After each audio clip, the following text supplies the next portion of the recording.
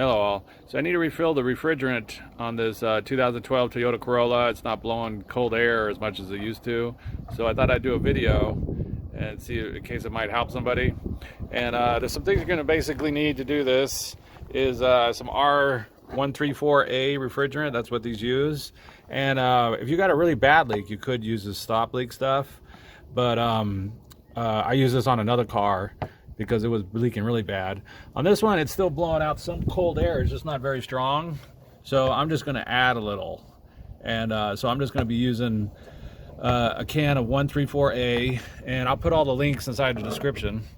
And another thing you're gonna need is you're gonna need a hose. They have different types of hoses. Some got a gauge on them where it'll tell you where the charge is. I just use these, and I blow it in slowly until it starts to blow cold air, and then I stop. But either way, like I said, I'll put all the links in the description for what I'm using. And where it fills at is really easy. Is if you come in from the front of the car, right here, it's right here on the left. This fatter line. There'll be two lines. One's the high pressure line, and one's the low pressure line. And we want to go into a low pressure line, which is right here. This will screw off, and that's where it's going to be filled. There's a few things we need to do first. Is the car needs to be running. And we need the AC running, and I need to put this attachment onto here, which I'll show you how to do right now. Okay, when it comes to these hoses, this got the little turn deal on the top, and this has a little valve, if you look in there, that'll puncture the tip of this can. And so we want to screw it on, and then we're going to screw this down to puncture it, and then when we let up, it'll let it out. So first step, make sure this is screwed all the way out. More than likely will be. Then we're going to screw this on, the can on.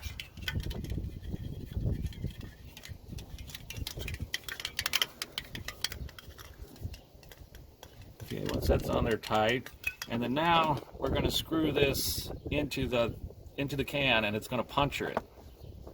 So we're just going to screw it all the way down.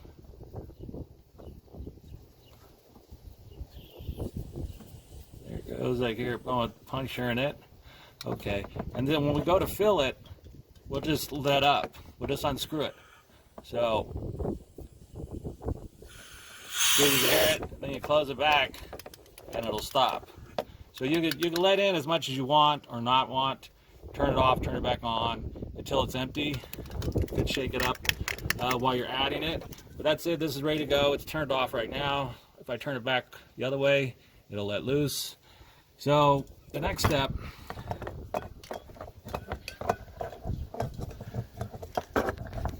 is to go ahead and put it onto here. This has a little dill here, pops in, pops out. So we just want this. All right, so I got it on there, and you shouldn't be able to pull it back up. That has a little locking on that ridge. So that's on there, and it's ready to be filled. But before we fill it, we need to start the car, turn the AC on to high. So that's what I'm gonna do next. Okay, so I'm inside the car, so I'm gonna go ahead and start it. And I'm gonna go ahead and put this AC on high. So it don't really matter where if it's filtering or not, just make sure it's on. I'm gonna put the fans on high, have this on high. And right now it's just blowing out. It's barely cold. If I let it go for a little while, it'll slowly get a little colder. But it definitely needs a little refrigerant. So I'm gonna let this run for just a minute, and then I'm gonna go outside and add a little bit in. Okay, so here I am. I'm gonna go ahead and let a little bit in, and like I said before, if you turn this out now, it's gonna start letting some in. And we don't want to overfill it. So once I let this out, it's gonna start charging it and letting some in. Give it a few good turns out. All right. I'm gonna come over here and fill the vents.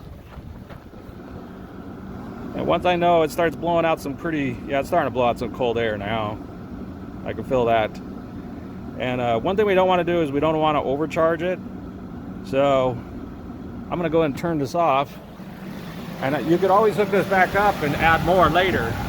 So don't overcharge it, whatever you do.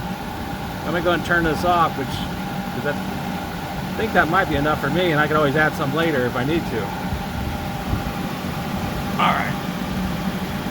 that's off.